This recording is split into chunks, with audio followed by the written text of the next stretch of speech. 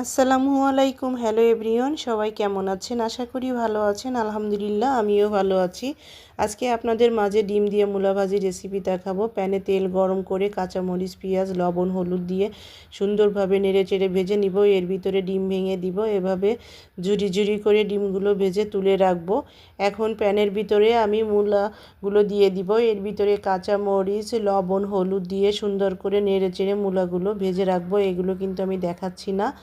ভেজে আবারও মূলাগুলো আমি তুলে রেখে দিব। প্যানে তেল গরম করে জিরা, শুকনো মরিচ, তেজপাতা দিয়ে ফোড়ন দিয়ে নিব।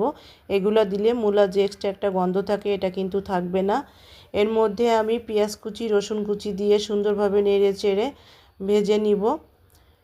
এভাবে ভাজলে কিন্তু খুব সুন্দর একটা ঘ্রাণ আসে। ভাজা যে মূলাগুলো ছিল সেগুলো এখন আমি দিয়ে দিলাম। এর ভিতরে এখন যে ডিম ভেজে রেখেছিলাম ডিম ভাজিগুলো দিয়ে দিব। সুন্দরভাবে নেড়ে চেড়ে নিব। মূলা ভাজি হয়ে গেছে। এখন আমি কিছুটা ধনেপাতা দিয়ে মূলা ভাজিটা নামিয়ে নিব।